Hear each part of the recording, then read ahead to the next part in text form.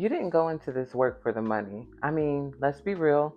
Nobody really goes into being a teacher or a speech pathologist or a behavior analyst or a coach because they ran the numbers and decided, yes, that's it. That's the path that's going to make me wealthy. You went in because you believe you can make a difference for the kids. And on most days, you still do. But something has started to wear on you. It's not really the students because I mean it's never really the students. It's normally background stuff. It's the layer that sits between you and them. The decisions handed down from people who haven't been in a room with a struggling kid in years. The changes that come every single year, like new initiatives, directives, new mandates that quietly chip away at your confidence in what you know works. And at some point you stopped asking and you just started complying, and something in you knows that's not who you are. If any of this is landing right now, this series is for you. I'm Paris Blair. This video is video one of Impact Without Permission. And I want to talk about what it actually looks like to stop fighting a system that was never really built for your students and start building one that was. So let me tell you why I'm the one talking to you today. My husband Ian taught math and social studies for 11 years. He was the kind of teacher who loved his students. He always remembered which ones needed a different approach, which ones he needed to dig deeper with, and he built true relationships with them that they still remember to this day.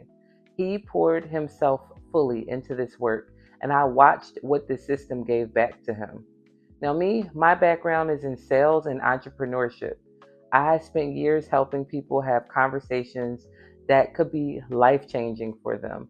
So, between the two of us, Ian lived the educator's story from the inside out, and I watched from the closest seat in the house. This year, Ian stepped away from teaching, not because he was burned out or anything, but because he built something of his own while still teaching and left on his own terms. But the road to that moment was not a straight line. And the part that most people don't know about is the part I want to tell you about today. Now, Ian, he's a relational person. He has a gift with people. He sees the kids that aren't seen anywhere else. And he brought all of that into the classroom every single day for 11 years.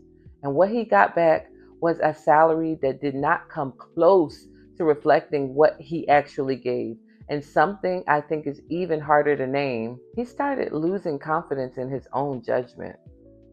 When you work in a system that changes the rules constantly with new curriculum, new standards, new initiatives every year, and none of those decisions come from the people that are actually in the room with the kids, after a while, you stop trusting yourself. You start to wonder if you even know what you're doing anymore. Ian knew what he was doing. He always knew. But the system has a way of making you forget that. I don't think he's alone in that. I think a lot of you know exactly what I'm describing. Not because you're weak, but because it's what happens when good people spend years inside a structure that was never designed to trust them. And then there was a gap. The teaching salary wasn't enough. So for about 5 years on top of teaching full time, Ian drove Uber and Lyft. He did nights, weekends, and honestly, wherever there were hours, if there was an event, if it was a holiday, he filled that time. I want to tell you what that looked like from inside our home because this part does matter. He was always running. He was always either out driving or about to leave to go drive. He missed events, he missed moments that just you don't get back. And when he was home, a lot of the time he was asleep because there was genuinely nothing left in him. Hustle culture says that's what it takes. You got to quietly stack the hours. You got to grind. Sleep when you can. Sleep when you die, even. And Ian did all of that. He wasn't lazy. He wasn't uncommitted. He was doing everything that the hustle culture says to do. But here's what I watched from the inside. Every hour he drove bought us exactly 1 hour of income. The moment he stopped, the money stopped. There was no version of the math that ever moved us forward. There was only a version that kept him gone from out of our house. The problem was never his effort. The problem was the model itself. So Let me tell you exactly who I made this series for. Teachers, SLPs, BCBAs, OTs, literacy coaches, school counselors, sports coaches, anyone who went into their field to serve kids and families and has spent years being slowed down, overruled, or second guessed by a system that doesn't fully trust the people closest to the students is for you. You're experienced, you know what works, and you're tired of needing a committee's approval to do it. And I want to be really clear about something before we go any further. This series is not about quitting. Ian didn't quit first and just figure it out later. That's not what we teach, and that's not what this is. This is about building alongside, keeping your job, keeping your stability, and building something of your own at the same time. We call it the and framework. Before I keep going, I made something for you.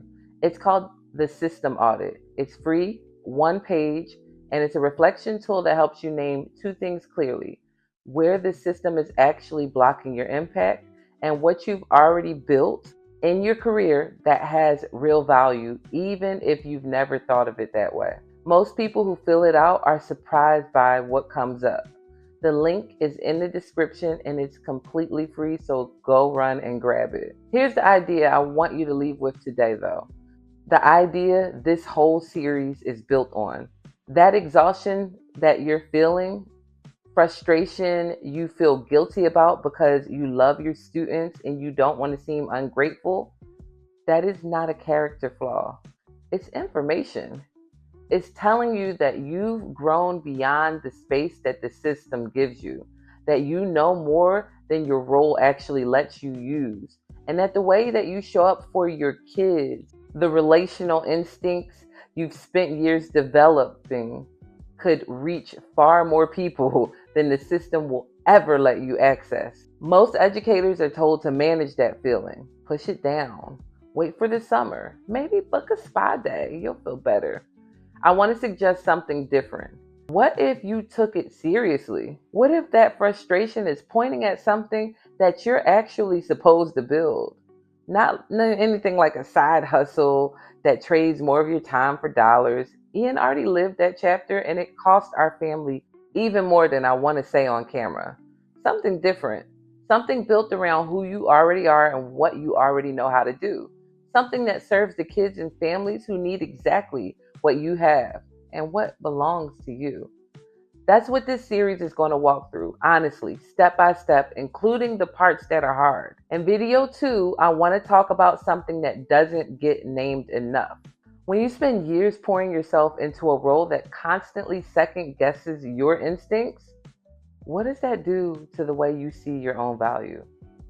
And what does it look like when you start reclaiming it? Subscribe so you don't miss this. We're going through this whole series together, one video at a time, no rushing.